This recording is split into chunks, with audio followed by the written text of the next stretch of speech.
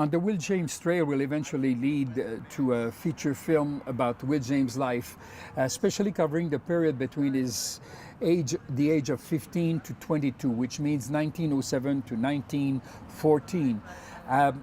I will not bore you with all the discoveries I'm making, the historical things, and well, to tell you the truth, I really want to keep a few things secret for myself, well, especially as long as I don't really know for sure that is true or not. But I want to share with you how I proceed. I start, for instance, from a postcard. It has Charles Russell on the cover. Well, Charles Russell was, as you know, famous artist, Western artist at the time, but it tells me something about Will James. At 18 years old, he was already fascinated by Charles Russell, which means that he wanted to be a cowboy, but did he also dream to be an artist? We know that a few years later, he tried to meet Charles Russell more or less successfully, and many years later, they became friends in Hollywood once Will James was famous. But it's interesting, it does talk to me about who Will James was. What he tells his parents, the fact that he worked at the 76 Ranch, it's documented. We know he was a wrangler in the spring of 1911. What happened, but it's dated September 1911. This is a little different from the truth, I think, because we already know that he was horse hunting in Idaho with the Hogberry brothers. So since Vidora, where I went, and nothing exists, nothing is left in Vidora except that post office that looks like it was the same thing in 1911, I don't know. But Vidora is directly south of where he was working at the 76 Ranch. It's also close to Robsart. Robsart is now a ghost town, but we know for a fact that he did stay at the Morrison's place for a few days or weeks at the time. So all these things happen in the same area. The Morrisons were Americans newly arrived in Canada, and they would give a house to American immigrants into Canada, a transition house somehow for a few days or a few weeks before they would go to get their homestead. There is also this postcard that he sent from Jackson, Idaho. This is probably he sent it on the way because we know that he was going to sell some wild horses in Montana. So he went through Jackson. This is documented. The funny thing about this is he sent the postcard to his French-Canadian family, and he wrote it in English, except his chers parents, dear parents. The rest is all in English. It tells me something about Will James. It tells me that he was proud. He wanted to show his parents, I succeeded, I made it, I'm becoming an American, I now speak English. And I think it tells a lot about Will James. I think it's quite interesting detail. One thing that surprised me when I arrived in Maple Creek is that everybody has a story about Will James. Will James definitely left, despite the fact that he was young, he left a very strong mark.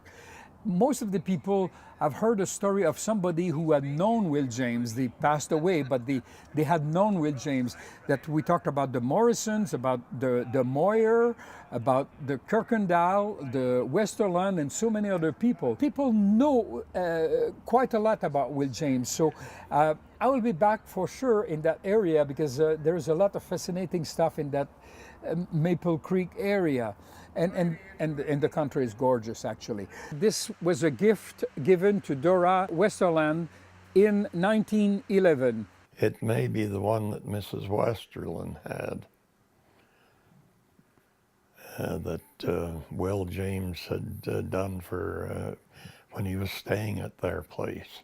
It was sitting or laying up on top of there most of the time, and you could see it. And she made sure that you saw it and knew what it was.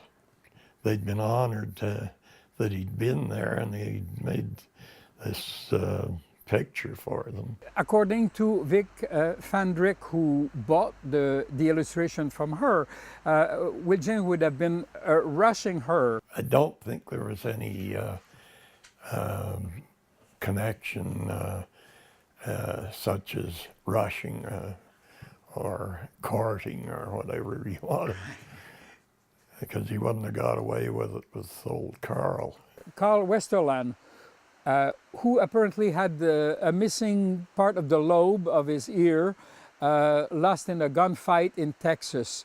This is the version that Vic Van Trick received apparently from Dora. It was actually an accidental shot, not a deliberate one, that took a lobe off his ear. So you could see it actually. Yeah. He was missing the lobe. Yeah. Huh. Just a bit of the lower part of it. Before he was here, he lived in Montana, and he was a deputy sheriff in Havre, Montana.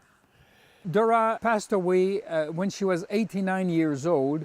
At the time that Will James was visiting in 1911, he was 19, she was 25, and her husband was 35.